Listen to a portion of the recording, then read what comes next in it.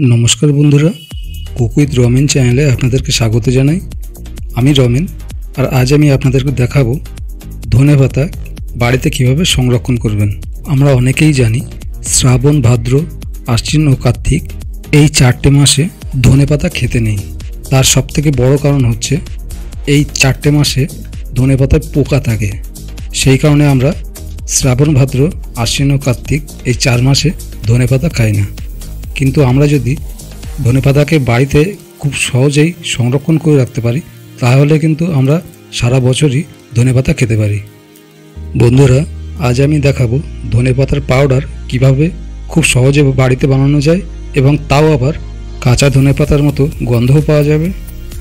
ভিডিওটি স্কিপ না করে একদম শেষ পর্যন্ত দেখতে থাকুন।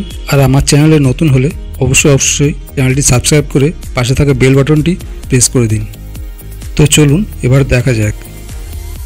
বন্ধুরা আমি এখানে একদম ফ্রেশ ধনে পাতা নিয়েছি। এবার আমি ধনে পাতাগুলোকে খুব ভালো করে বেছে নেব আর হলুদ কিংবা পচা পাতাগুলো ফেলে দেব। আর ধনে পাতার ডাঁটাগুলো আমি কিন্তু একদম ফেলবো না, কারণ এই ডাঁটাগুলোই কিন্তু খুব সুগন্ধ হয়। এই জন্য ডাঁটাগুলো একদমই ফেলবো না, শুধুমাত্র গাছের গোড়াটা বাদ দিয়ে দেবো।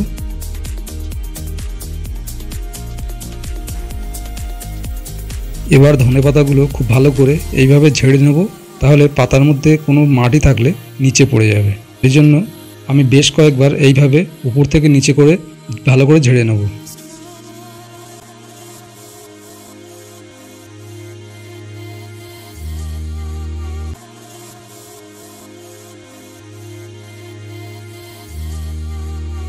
এবার আমি ধনে পাতাগুলোকে খুব ভালো করে ধুয়ে পরিষ্কার করে নেব।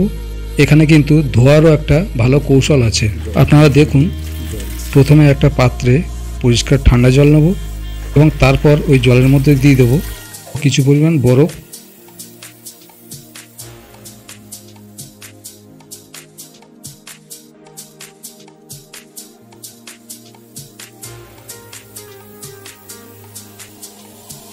এইবার এই বরফ জলের মধ্যে ধনে পাতাগুলো দিয়ে দেবো এবং খুব ভালো করে পরিষ্কার করে নেব।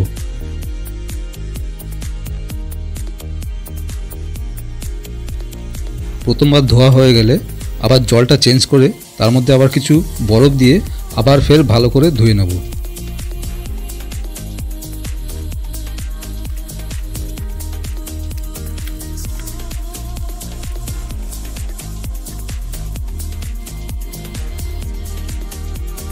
ধোয়া হয়ে গেছে।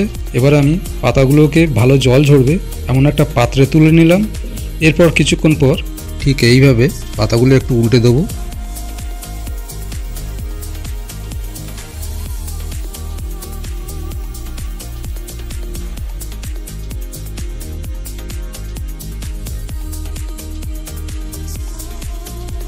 এবার আমি একটা পরিষ্কার শুকনো কাপড় দিয়ে পাতাগুলোকে হালকা করে মুছে নেব। পাতাগুলো এইভাবে উল্টে উল্টে পুরো পাতাটা হালকা করে মুছে নেব, যাতে করে পাতায় জল না থাকে।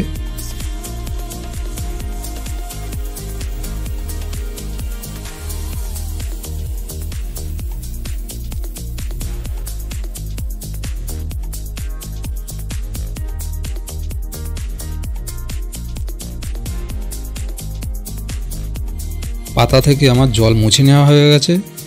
এবার আমি একটা পরিষ্কার খবরের কাগজ বিছিয়ে নেব এবং তার উপর ধনে পাতাগুলো হালকা করে শুকাতে দেবো। এটা একদমই রৌদ্রে দেওয়া যাবে না, রৌদ্রে দিলে কালার ও গন্ধ কিছুই থাকবে না।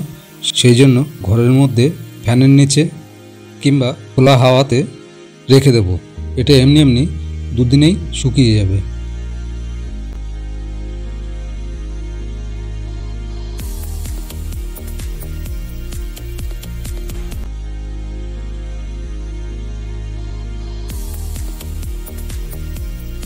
আমি আপনাদের আগামীকাল কতটা শুকালো সেটা আপনাদের দেখাবো। দেখুন, একদিন হয়ে গেছে, তাই পাতাগুলো অনেক শুকিয়ে গেছে, কিন্তু এখনও নরম আছে। এইভাবে দিনে 2 থেকে 3 বার পাতাগুলো উল্টে দেব, যাতে করে সব দিকটা ভালো করে শুকাতে পারে।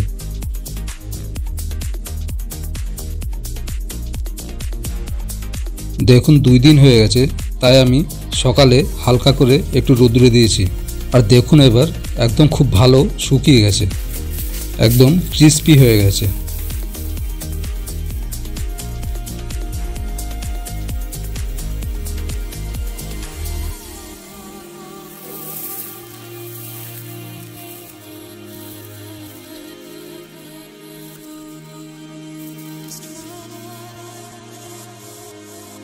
এবারে আমি একে মিক্সিতে একেবারেই পাউডার বানাবো না, আমি 2 হাত দিয়ে একটু মোটা করে পাউডার বানিয়ে নেব।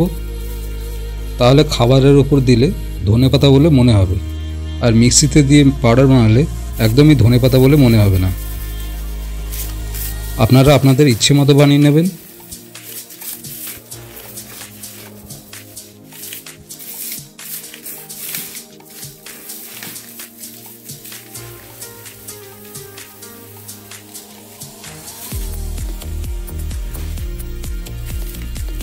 আজ তবে এখানেই শেষ করছি।